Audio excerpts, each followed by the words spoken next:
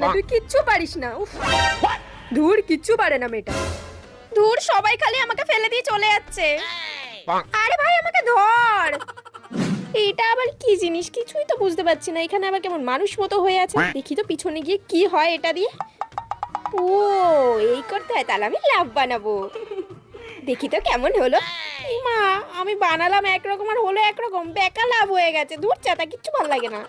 ওরে বাবারে, রাখি তো উপরে উঠে গেছে, কিন্তু আমার তো দেখেই মাথা ঘুরছে। এরপর তো আমাকে উঠতে হবে।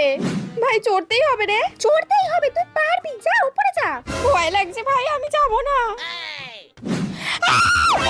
ওরে বাবারে, কেন যে বন্ধুদের কথা শুনে ওপরে গেলাম। আমি মনে হয় আর বাড়ি যেতে পারবো না। ধুর, তুই কিছুই পারছিস না। তুই নাই, বাচ্চাদের এখানেই থাক।